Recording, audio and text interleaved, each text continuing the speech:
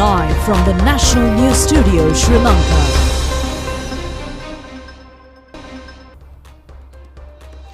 Good evening. Welcome to the National News broadcast brought to you live from the National News Studios here at the Sri Lanka Rupavahini Corporation. I am Dishan Veerakon together with Kasumi Balachandra.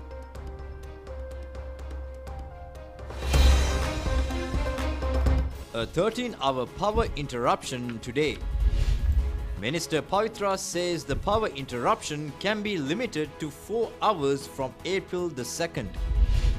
5,000 rupee allowance for low-income earners from tomorrow. Government plans to reduce the government debt by up to 60% by 2030. Assistance from several countries for the promotion of power, foreign employment and many other sectors.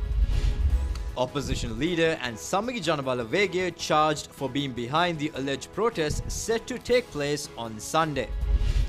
Western countries alleged that Russian officials concealed the real facts of the invasion from Putin. And in your top local story today, now to address the crisis situation, to address the gas crisis, Litro Gas Company has issued over 100,000 gas cylinders to the market today. Meanwhile, there will be a 13-hour power cut. Yes, Kasumi. Now, the Public Utilities Commission has granted approval for a 13-hour power interruption today. Accordingly, steps have been taken to initiate a power shedding schedule with intervals from 3 a.m. until 12 midnight today. Power was interrupted for a period of 3 hours from 3 a.m. to 6 a.m. for the A, B, C, D, E, F zones. Subsequently, the power was interrupted from 12 noon until 4 p.m. for the aforementioned zones, and again a power interruption was carried out from 6 p.m. to 12 midnight. Meanwhile, the GHIJKL zones experienced a power interruption for a period of 3 hours from 12 midnight to 3 a.m. Subsequently, a power interruption took place from 8 a.m. to 12 noon, and then another power interruption from 4 p.m. to 10 p.m. for the relevant zones. A power interruption was scheduled for a period of 3 hours from 3 a.m. to 6 a.m. for the PQRS zones. Subsequently, another power interruption occurred from 12 noon until 4 p.m. for the said zones, and again a power interruption was carried out from 6 p.m. to 12 midnight as per the Public Utilities Commission. Meanwhile, the TUVW zones experienced a power interruption for a period of 3 hours from 12 midnight to 3 a.m. Subsequently, a power interruption took place from 8 a.m. to 12 noon, and then another power interruption from 4 p.m. to 10 p.m. for the relevant zones. The power shedding for the M, N, O, X, Y, Z zones were scheduled for 5.5 hours. Accordingly, the power was interrupted for a period of 3.5 hours in the morning, and another outage from 4 p.m. to 6 p.m. for a period of 2 hours in these areas. 60 megawatts of power supply from Canyon hydropower plant in Muskelia was added into the national grid. The Canyon plant was closed down for a period of 3 months due to a maintenance activity related to the plant tunnel. Meanwhile, steps were taken to issue more than 100,000 Litro gas cylinders to the market today. Litro Gas Company has informed that the prices of gas cylinders are yet to be revised and has requested the public to inform the police over the traders who deliberately sell gas cylinders for exorbitant rates and those who conceal gas stock. Now, in the meantime, Minister Pavitra Vanyarachi says the island-wide power interruption can be reduced to a period of 4 hours from April the 2nd. She said that a diesel vessel under the Indian Credit Loan Assistance will arrive in the country tomorrow night for power generation. She made these remarks during a media briefing titled The Truth, held at the Presidential Media Centre today. Minister Pavitra Vanyarachi said that power plants were established in 2014 to cater for the country's power requirement. She said that the Sampur power plant, with an expected output of 600 megawatts of power supply, was planned to be established in the country by forming a company together with the Indian government. She said that even tender documents were drafted for further proceedings related to the project. However, she said that the project was never materialized. The minister also said that no effort was taken to build plants in the country to match the power requirement in the country. She added that the capacities of the reservoirs have drastically reduced, allowing the hydropower plants to generate 20% from its total capacity.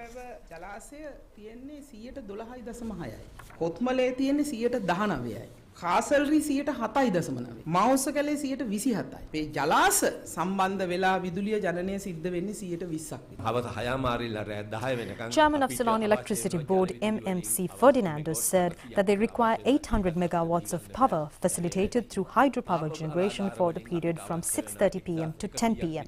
However, he said that insufficient water quantities are available at present to provide the necessary power supply. He further said that 1,100 megawatts of power supply from thermal power plants are being generated with great difficulty due to the shortage of fuel. However, he said that a diesel vessel is expected to arrive in the country on the 2nd, which will enable the reduction of power interruption period up to 4 hours. State Minister Duminda Disanayake said that the President is striving to introduce plans to fulfill 70% of the overall power requirement from renewable energy sources by 2030. Accordingly, by 2023 December, 2,000 megawatts of power supply generated from renewable energy sources will be added into the national grid. He said that such efforts will reduce the dependency on diesel or dollars, and he added that the country should work together to achieve this objective. He further said that the government is expecting to install solar systems up to 5 kilowatts each for 100,000 families by the end of next month. He added that these families will also receive a 2,500 rupee monthly allowance under this initiative for 15 years. Subsequently, he said that these allowances will increase up to 7 years.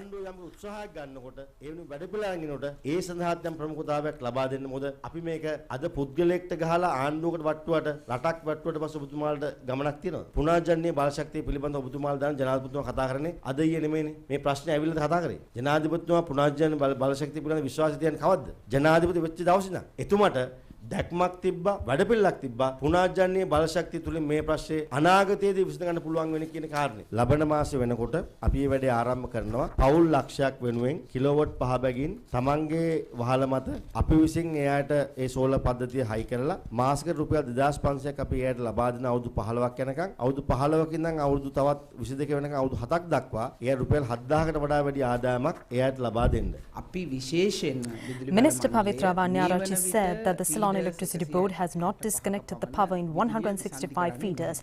She said that this includes essential services and establishments, including hospitals, airport, port and industrial zones.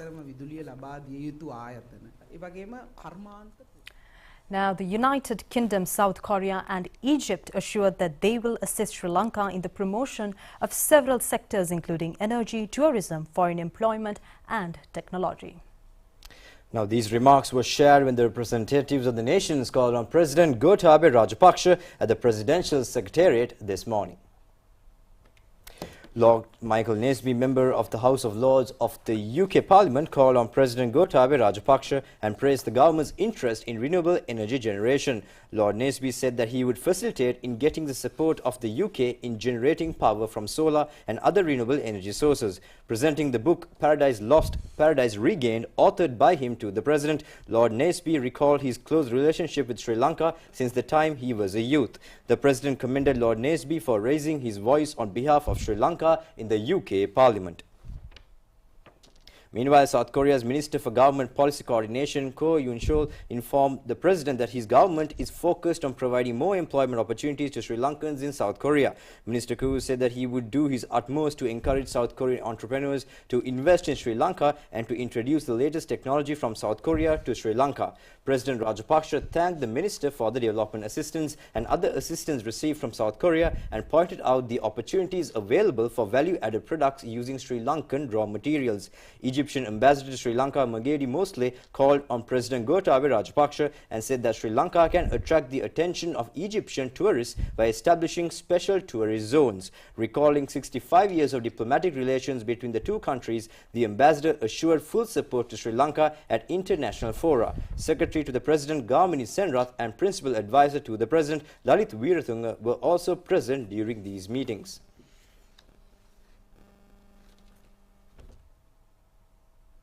Now, economic experts said that the government has made plans to reduce government debt up to 60% by 2030. Also, experts have pointed out that concessions should be extended to strengthen the production sector. An expert discussion over the present economic issues was held under the patronage of Prime Minister Mahinda Rajapaksa at the Temple Trees yesterday. The aim of this discussion was to identify measures required towards economic revival and to establish an expert dialogue with the participation of the experts in the economic field to achieve a long-term economic revival while normalizing the public life. Experts shared their views and opinions over the present economic crisis and the measures which can be taken to overcome this situation. It was mentioned during the discussion that the government should take steps to resolve rising unemployment issue and food security in the country. The government has shouldered a massive expenditure within the last 2 years to safeguard small businesses and for the low social security mechanism. Director of Central Bank of Sri Lanka, Dr. Anil Pereira, said that the country's exports are on the rise this year. Experts pointed out that the requirement of cost of living committee at present, which was initially established during the presidential tenure of Prime Minister Mahinda Rajapaksa. Secretary to the Prime Minister Anura Dissanayake, Secretary to the Ministry of Economic Policies and Plan Implementation Anusha Palpita were present at this occasion. The staff of the Prime Ministerial Secretariat and the staff of the ministries under the purview of the Prime Minister have been requested to carry out their duties from home. Now, in a post shared in the official Facebook account of the Prime Minister, the Prime Ministerial Secretariat has taken this measure to conserve fuel and to ensure an uninterrupted power supply in the face of a crisis. Now, the Prime Minister in the post has said that he was grateful for the officials who are performing their duties to the best of their ability, even in the absence of an uninterrupted power supply. The Facebook post has further indicated that with a history of overcoming many challenges, including terrorism and the COVID-19 pandemic, the nation should join together to overcome this challenge in the same way in the name of the motherland. Now, the Central Bank of Sri Lanka has suspended a money-changing permit issued to a private company. Offering high exchange rates in an attempt to purchase foreign currency is the main cause for the permit suspension. The permit issued to the Prasanna Money Exchange Private Limited has been suspended accordingly. Considering the complaints received from the general public over the alleged offering of high exchange rates, the central bank conducted an on-site investigation at the company. The central bank has observed that the company was in violation of the directions issued to authorize money changers under the Foreign Exchange Act No. 12 of 2017. Accordingly, the central bank has decided to temporarily suspend the permit issued to Prasanna Money Exchange Private Limited, and it is no longer permitted to engage in money-changing activities as an authorized money changer under the provisions of the Act with effect from tomorrow. Also, the central bank has indicated that any transaction with the company during the period of suspension is considered as a contravention with the provision of the Act. Meanwhile, a White House spokesperson said that the US has information that the Russian President Vladimir Putin felt misled by his country's military, which has resulted in persistent tension amid Moscow's ongoing invasion of Kyiv. When asked by a reporter during a briefing yesterday if the Russian president has bad information as per declassified US intelligence, White House Communications Director Kate Bedingfield said they believe that Putin is being misinformed by his advisors about how badly the Russian military is performing and how the Russian economy is being crippled by sanctions because his senior advisors are too afraid to tell him the truth. Meanwhile, at least 13 people have been injured in shelling in the eastern region of Donetsk. The head of the regional military administration says. Pavlo Kirilenko says the Russian assault continued in the central part of the region with 11 civilians in Mariinsky, including 4 children, taken to hospital. A further 2 people were injured in Ocheretin, he added. Meanwhile, fresh efforts are underway to evacuate civilians trapped by Russian forces in the Ukrainian city of Mariupol.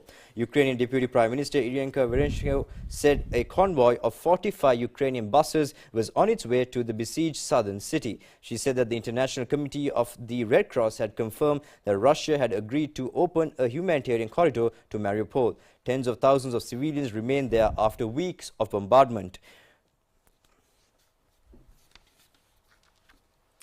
Catholic Bishops' Conference in Sri Lanka emphasizes the importance in formulating a lasting national policy together by leaving aside political agenda to overcome the crisis faced by the country. Now, issuing a statement, the Catholic Bishops' Conference said that the government, as well as those in the opposition and partners in coalition, must adopt a conciliatory and not a confrontational approach in this regard. Now, the rulers are under obligation to serve all the citizens by putting their country first and not act out on political expediency but principle. The statement has further indicated that all should seek together ethical principles for good governance to make lasting national policies. The statement has emphasized that all the unnecessary extravagant expenditure and overheads should be set aside and provide people with essential food items, medicine and other necessary services. The statement has further read that expert advice should be sought from whatever the quarters and adopt the best practices, learning from other countries and experience to find solutions to the crisis. The Catholic Bishops' Conference has encouraged all to organize assistance to help those who are severely affected by the financial difficulties. Now, the Catholic Bishops' Conference has further indicated that the country needs an immediate solution to remedy the critical situation and to work on a long and short-term solution to put the country on the solid foundation of sustainable development. Now, the Court of Appeal acquitted 3 defendants, including Ratnapura District Parliamentarian of the Podujana Eksat Peramuna, Premalal Jayasekara, who was serving a death sentence. The appeals court judge bench consisting of Nisanka Bandulakhanna Ratna and R. Gurusingha delivered the verdict today. The Court of Appeal delivered the verdict after considering the appeals filed by 3 defendants, including Parliamentarian Premalal Jayasekara, against the death sentences issued by the Ratnapura High Court. Accordingly, former Sabaragamu Provincial Council member Nilantha Jayakuri and former Kahawatha Pradesh Sabha chairman Vajra Darshana were also acquitted. Delivering the verdict, the appeals court claimed that the charges levelled against the defendants had not been proven beyond a reasonable doubt before the Ratnapura High Court. The defendants were charged over an alleged fatal shooting incident occurred in Kahawatha during an election rally for then common candidate of the presidential election, Maithripala Sirisena, in the presidential election in 2015, resulting in the death of a political supporter and 2 other persons. The defendants were sentenced to death over the fatal shooting incident after a long trial on July 31st, 2020.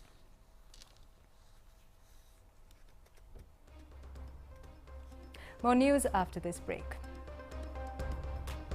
இந்த புத்தாண்டு காலத்தில் மக்கள் வங்கியின் கடன் அட்டைகளூடாக shopping செய்யும் உங்களுக்கு 60% வரையிலான பிரம்மாண்ட விலை கழிவுகள். உங்கள் கொள்வனவுக்கு வட்டியில்லா மாதாந்த தவணை கட்டண கொடுப்பனவு வசதி. மேலதிக விவரங்களுக்கு 1961 எனும் இலக்கத்துக்கு அழையுங்கள். நிபந்தனைகளுக்கு உட்பட்டது. இந்த புத்தாண்டு காலத்தில் மக்கள் வங்கியின் கடன் அட்டைகளூடாக ஷாப்பிங் செய்யும் உங்களுக்கு 60% வரையிலான பிரம்மாண்ட விலை கழிவுகள். உங்கள் கொள்வனவுக்கு வட்டியில்லா மாதாந்த தவணை கட்டண கொடுப்பனவு வசதி. மேலதிக விவரங்களுக்கு 1961 எனும் இலக்கத்துக்கு அழையுங்கள். நிபந்தனைகளுக்கு உட்பட்டது. Welcome back. A preliminary discussion over the offering of the Seema Malaka, including the Chamber of Relics of the Polgolla Sri Salavana Bodhi Mahaviharya, was held at the Temple Trees recently. Now, Prime Minister Mahinda Rajapaksa presided over the meeting. Deputy Chief Sanganayaka of the Central and North Western Provinces and Chief Incumbent of the Polgolla Sri Salavana Bodhi Mahaviharya, Venerable Yatiravana Sila Nandathera, briefed the importance of the temple during the meeting. The Thera said that the ceremony to declare open the Seema Malake, including the Chamber of Relics of the Viharya, will be held with the participation of 1,000 local and international bhikkhus in the month of May. The Prime Minister instructed the officials to resolve prevailing issues affiliated to the Seema Malake as presented by Venerable Yatiravana Sila Nandathera. The Mahasangha, led by Chief Incumbent of Dehiwala, Nava Polonnaru Galvihare, Venerable Havevovita Gunanandathera, Minister Dilum Amunagama, State Minister Lohan Ratwatta, state officials and the officers of the Tri-Forces and the Sri Lanka Police were present at the occasion.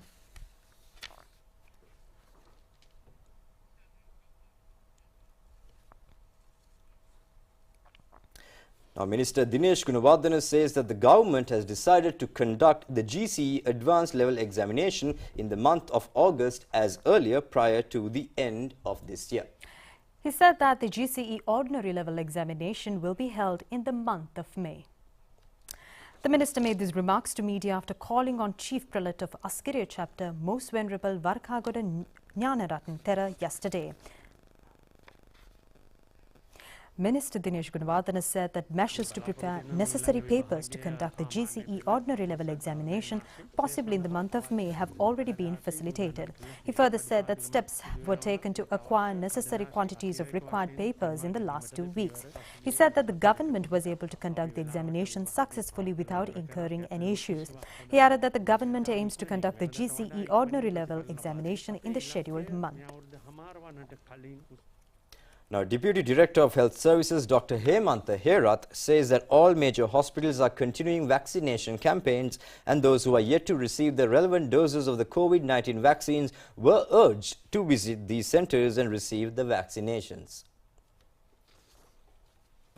We know that at the moment vaccination centers are being carried out, but the number of centers that are functional has reduced to some extent, basically due to the diminished turnover of persons to get this vaccination. However, the medical officers of health and almost all major hospitals are still having vaccination centers functioning, and if anyone needs their vaccination done at any moment, they are requested to consult, meet the medical officer of health of the area and get a date and time to get this vaccination, and without any major hassle you all will be able to get the vaccination. Vaccination of children under 12 years still under discussion. Basically, the expert committee is constantly reviewing the available data, and based on the results of such analysis, until we get recommendation from the expert committee, we are not in a position to start this vaccination, or they will have to give the recommendation as to whether it should start or not to start.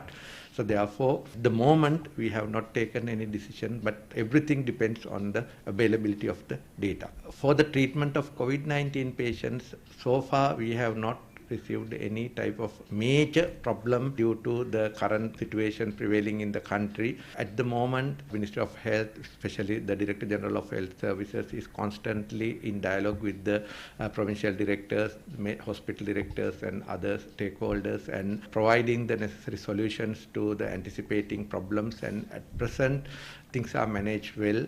And we hope that we will not have any major problems as far as the treatment of COVID-19 patients. This is applicable not only to the general treatment but also to the treatment at ICU and HDU also.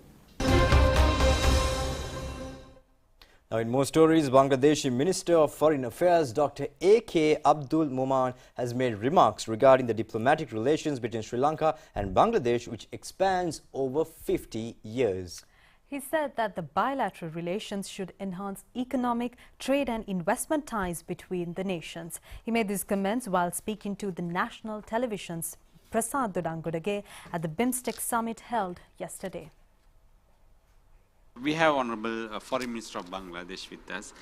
Sir, welcome to Sri Lanka. And first we would like to ask, now what are the new areas that Sri Lanka and Bangladesh could expand their relations, long-standing relations? We have a very solid relation with Sri Lanka and Bangladesh for the last 50 years. This year we are observing the 50th anniversary of our diplomatic relationship. And we are so pleased that, you know, we receive messages from your President, your Prime Minister during the last year when we observed our 50th, anniversary, golden jubilee of Bangladesh independence, and also the 100th anniversary of Father of the Nation, Bangabandhu Sheikh Mujibur Rahman. This year also, while we're observing the 50th anniversary of diplomatic relationship with Sri Lanka, we received very encouraging messages from your government. So we are very pleased at it. Now, over these 50 years, we have our relationship is very solid, and currently, of the last few years, it is enhancing, it is becoming more stronger. Newer avenues we are looking forward, and hopefully those will be materialized, and our relations should be very strong. Both economic, trade and investment, Already there is a large number of Sri Lankan people investing in Bangladesh. They have been doing business in Bangladesh. No wonder there is a very large number of population from Sri Lanka who are working in Bangladesh in mostly managerial jobs. I don't know exact number, but it's a pretty large, 50,000 plus. But Bangladeshi, expatriate in Sri Lanka is very few, only few hundred, we need to improve those situations. And with the connectivity developing, we have proposed for shipping connectivity, more air connectivity, and if those are materialized, my feeling is there would be more, mobility people to people, there would be more tourists from Bangladesh. Bangladesh economically is doing well. As a result, large number of Bangladeshi people are moving out, visiting other countries. For example, India, Thailand, Singapore, Malaysia, we have a large number of Bangladeshi. They are regular tourists. In India, 3 years ago, I think as per their estimate, 1.4 million Bangladeshi visited India, either for health, the healthcare or for shopping. So hopefully if the connectivity improves, you will have a lot of Bangladeshi tourists here. And the trade also, our current trade is relatively very poor. It's only $200 million. And basically it is one way. We import from Sri Lanka around $150 million worth of goods and services, but our export to Sri Lanka is only around less than 50 million. So we like to improve that. Now, as farmers prepare for the Yalla season, the distribution of organic fertilizer has commenced across the island. Yes, Kasuri. Now, the distribution of organic fertilizers for farmers prepared to start cultivations for the Yalla season has commenced. Now, the distribution of fertilizer required for cultivations will be conducted through the Agrarian Services Centres. Now, a program to distributing fertilizer in the Kaudra district was held in the Matugama Naravila Agriculture Zone yesterday. The program was held with the participation of MP Anupa Pasquale and District Secretary Janaka Giganige. Members of the Sri Lanka Army currently engaged in the Green Agriculture campaign were also present at this occasion. Fertilizer under 5 categories required for 11,600 hectares of paddy fields are expected to be distributed through 21 Agrarian Services Centres in the district. Now, the distribution of organic fertilizer required for paddy farming in the Vavuniya district was also commenced. Accordingly, fertilizer distribution will be carried out through 8 agrarian services centres. A total of 5,584 hectares of paddy fields have been cultivated for this Yalla season. District Secretary P.A. Sarachandra said that necessary measures to distribute organic fertilizer for farmers have been arranged to avoid any delays. Reports have indicated that compost fertilizer produced in the area will also be available for the farmers to purchase at concessionary rates along with the organic fertilizer provided through the government. Now, the Sundara Nuwara Eliya Sila Lihini Vasante 2022 is set to begin tomorrow. The festival will be held until April 25th. The festival is organized by Nuwara Eliya Municipal Council and the National Television is the official media sponsor. All necessary arrangements have been made by the National Television and Nuwara Eliya Municipal Council to officially commence the Sundara Nuwara Eliya Sila Lihini Vasante 2022 near the Gregory Lake. The festival will be held until April 25th. All preparations have been made to extend new experiences from the Thank You Dad special program. All are invited to experience the beauty of this sensitive ecological site and enjoy at the Sila Lihini Vasante 2022 festival. Now, former minister and senior politician Athauda Senaviratne passed away today. He was 90 years of age at his demise. Born on September 19, 1931, late Athauda Senaviratne was first elected to the Gamdolaha Pattu Gamsabha in 1957. He contested in a parliamentary election for the first time in 1960, though he failed to secure a seat in the parliament. He was then elected to the parliament in 1965, representing the Ruwanwala seat from the Lanka Samasamaja party. Later on, he contested for the Sabaragamu Provincial Council and was elected as the opposition leader of the council in 1988. Becoming the chief minister of the Sabaragamu province in 1999, he then contested in the parliamentary election in 2000. He continued to represent at the parliament until 2015, continuously while assuming various ministerial portfolios. The remains of former late minister Athauda Senaviratne will be held at the Borella Public Cemetery on coming Saturday. And with that, we take a short break. Stay tuned for foreign news coming up on the other side. இந்த புத்தாண்டு காலத்தில் மக்கள் வங்கியின் கடன் அட்டைகளூடாக shopping செய்யும் உங்களுக்கு 60% வரையிலான பிரம்மாண்ட விலை கழிவுகள். உங்கள் கொள்வனவுக்கு வட்டியில்லா மாதாந்த தவணை கட்டண கொடுப்பனவு வசதி. மேலதிக விவரங்களுக்கு 1963 எனும் இலக்கத்துக்கு அழையுங்கள். நிபந்தனைகளுக்கு உட்பட்டது.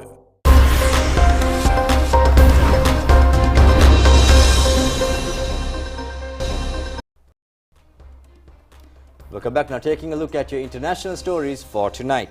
South Korea has said that it conducted its first successful launch of a solid-4 rocket in what it called a major step towards acquiring space surveilling capability amid rising tensions on the divided peninsula.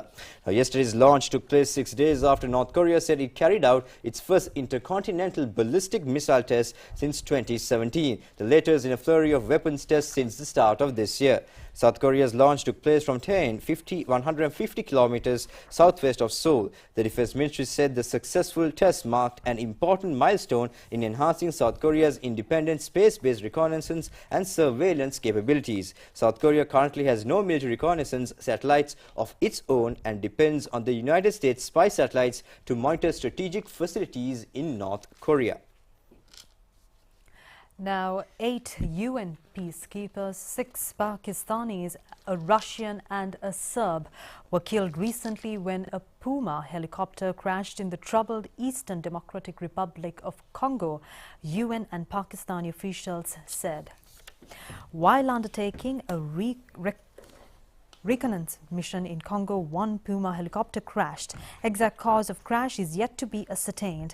It added that 6 Pakistani troops were among those killed. A spokesman for UN Chief Antonio Guterres in New York confirmed the crash and gave the nationality of all 8 victims. Congolese military authorities in North Kivu said M23 rebels had shot down the aircraft. Prima Kottumi, hot and spicy, Nava Vasarak Veva.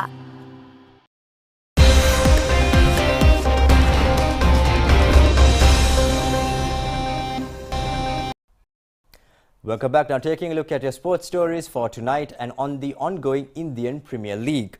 Now Wanidhu Hasaranga was able to top the leaderboard of the highest wicket takers of this year's edition of the Indian Premier League as he was able to reach the top of the table after clinching 4 wickets in the match played against the Kolkata Knight Riders yesterday.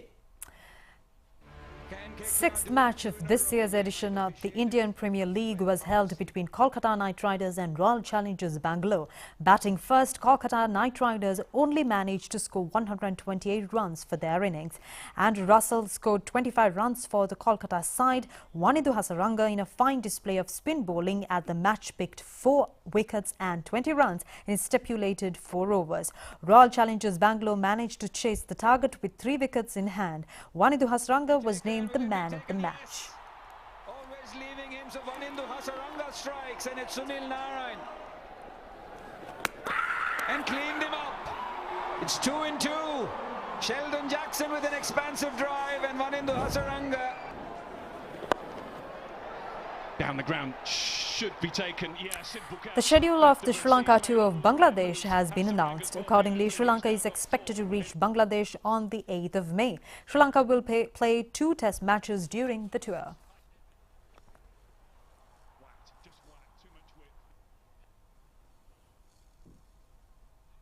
Now, third place matches of the Avon Super Cup Basketball Championship were held yesterday.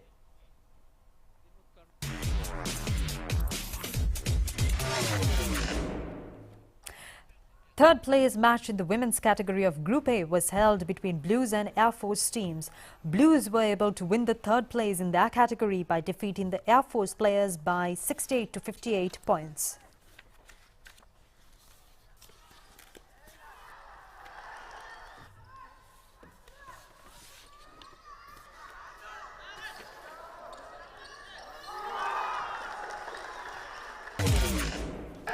The 3rd place match in the men's category of Group B was held at the Royal College Indoor Stadium. The match was between Anand the Kings and Wagons. Anand the Kings was able to defeat the Wagons to clinch the 3rd place in the tournament. Prima Kottumi, hot and spicy, Nava Vasarak Veva. We wrap tonight's news. And with that, we wrap tonight's news. Good night. Good night.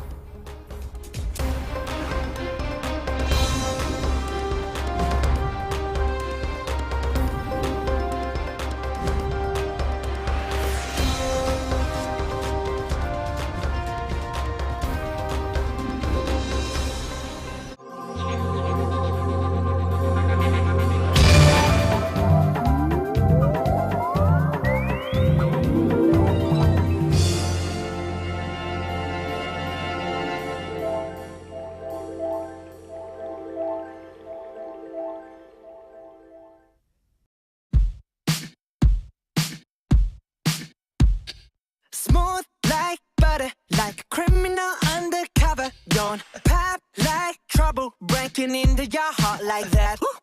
Cool shade stunner, yeah, owe it all to my mother.